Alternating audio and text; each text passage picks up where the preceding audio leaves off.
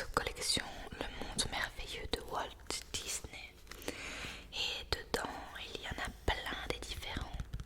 Moi j'ai Blanche-Neige et Roxy Rookie, je pense, ouais. Plus les Aristochats. Je les garde pour les lire à mes enfants. Mais avant, je vais les lire à mes petits abonnés. Alors, j'espère que vous voyez parce que on reprend le setup d'avant, donc je ne vois absolument pas le retour écran. Les Aristochats.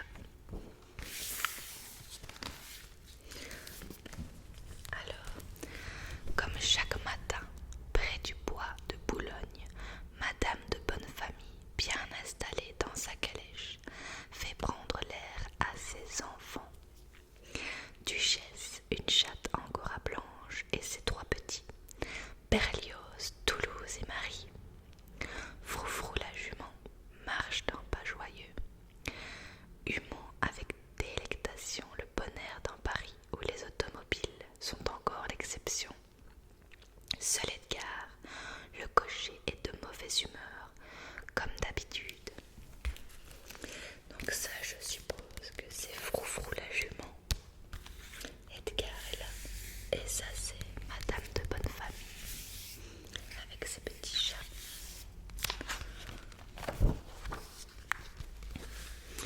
Edgar ne comprend pas comment Madame peut aimer à ce point quatre horribles bestioles qui mettent la maison sans dessus-dessous. Il faut dire que les enfants de Duchesse sont artistes, et c'est justement ce qui les rend si chers aux yeux de leur maîtresse. Comme leur nom l'indique, Berlioz est musicien, Toulouse date du pinceau, et Marie a les ambitions et la voix d'une grande cantatrice. Pour Madame de Bonnefamille, qui a connu dans sa jeunesse le tout Paris des arts, leur compagnie est la joie de ses vieux jours. Donc ici, c'est Toulouse qui date du pinceau. Lui, c'est Berlioz qui est musicien. Et Marie, on ne la voit pas ici.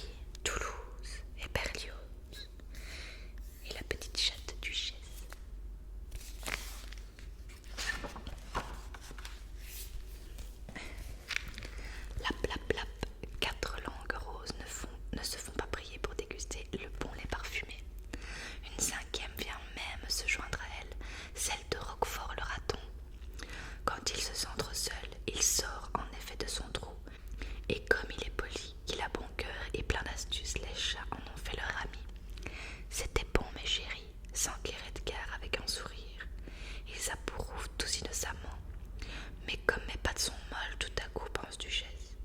Comme mes paupières sont lourdes, se dit Toulouse. Ce que je peux avoir envie de bailler, ajoute de son côté Roquefort, avant de s'en retourner dans son trou. Berlioz et Marie, quant à eux, piquent déjà du nez.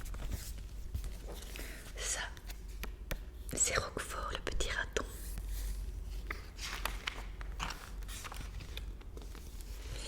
Dès que Madame de Bonnefamille est allée se coucher, Edgar entasse les chats dans un panier, quitte la maison sans bruit et dépose le panier dans le sidecar de sa moto. Rom, le voilà qui s'élance dans la nuit. Elle les oubliera vite, pense-t-il, et elle fera un nouveau testament. Pour ce qui est des chats, ils seront peut-être un peu surpris à leur réveil, mais ils y feront.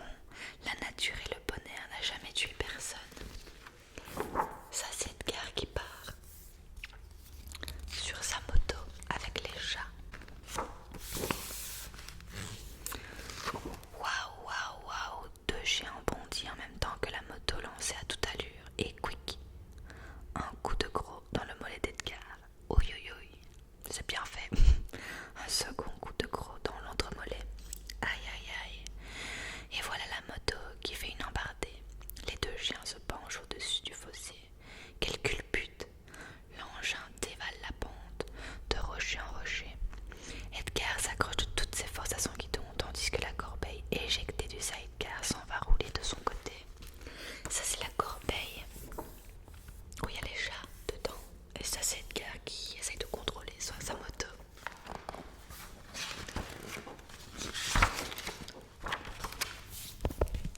Au petit jour, trois chatons et leur mère se réveillent au bord d'une rivière. Où sommes-nous? Qu'est-ce qui est arrivé? Où est notre maîtresse? Du calme, les enfants, réfléchissons. Nous comprendrons.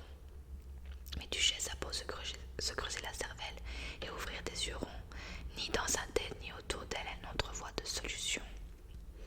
Il faut dire qu'après un bain forcé dans la rivière, Edgar est remonté sur sa photo et a filé sans demander son reste. Cette nuit-là, Roquefort a fait un mauvais rêve. Il s'est réveillé en sursaut et a tendu l'oreille. Rien. D'habitude, il entend la respiration paisible des chats qui dorment non loin de lui. Aujourd'hui, pas un bruit. C'est alors qu'il s'est levé et qu'il a découvert l'affreuse disparition. Il a appelé, crié, fouillé toute la maison. Personne. Edgar lui-même n'était pas là. Ça, c'est le petit Roquefort qui cherche après ses amis. Ça, c'est les petits chats qui rencontrent un autre chat.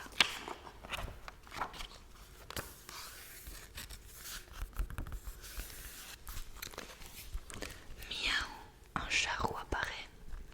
Son bonjour n'est pas très distingué, mais il a l'air gentil. Il s'approche. Je me présente, O'Malley, pour vous servir. De son mieux, la chatte Angora lui raconte ce qui est arrivé. Je ne suis qu'un vagabond, dit le matou, en s'inclinant, mais je ferai tout mon possible pour vous tirer de la princesse. Princesse, sous ses airs négligés, se chasser vivre, pense Duchesse. Il a vu que nous n'étions pas n'importe qui, et elle décide de lui faire confiance. Marie fait la grimace, suivre le premier venu. À quoi pense sa maman? Sa maman pense tout simplement qu'il leur faut retrouver leur maison plus vite, et qu'ils n'y arriveront jamais tout seuls. Longeant les rails, ils conduisent à Paris. Nous y serons avant la nuit. Et le matou entonne un chant qui, bien qu'un peu vulgaire, est assez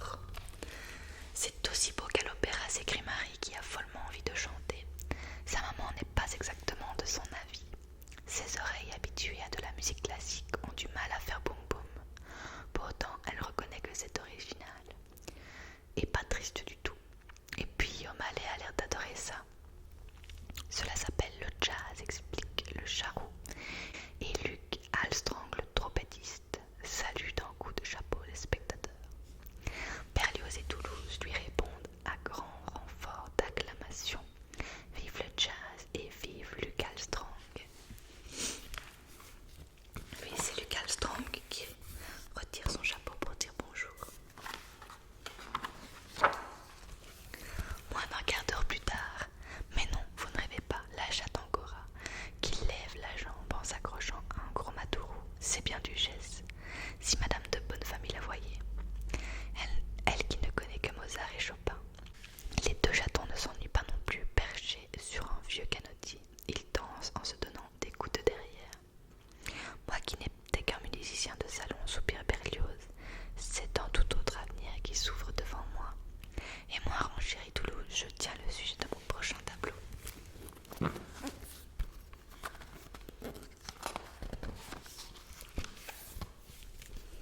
Quant à Marie, elle s'est perchée sur le tabouret du pianiste et elle chante comme elle n'aurait jamais osé le faire auparavant.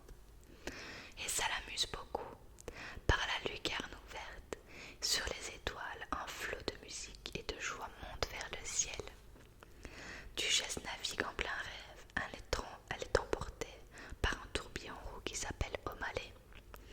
Aux premières lueurs du jour, les musiciens sont enfin fatigués.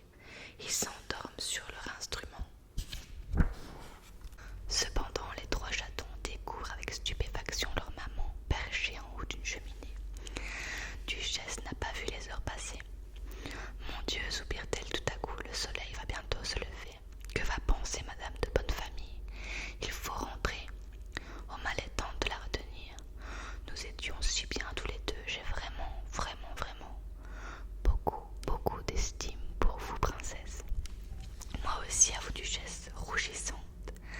Jamais je n'oublierai ce que vous avez fait, mais la vie est cruelle parfois. Au revoir, chère amie. Princesse, je vous raccompagne chez vous.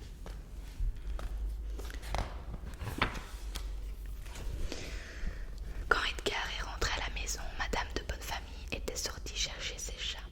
Il en a profité pour fêter sa victoire. Plus de miaulements exaspérants et bien sûr tout l'héritage pour lui. Quand je serai riche, dit-il, ce sera tous les jours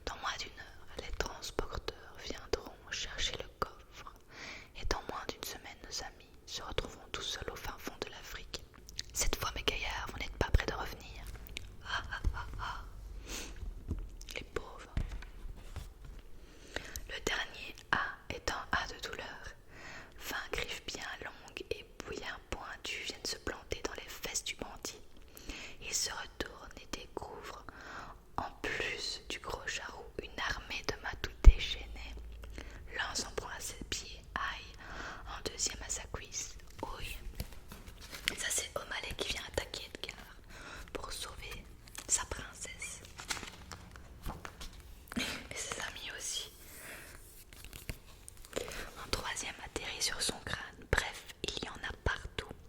Et dès qu'il en chasse un, 3 autres le remplacent. Pitié, crie-t-il, vous vous trompez, je suis Edgar, le fidèle serviteur.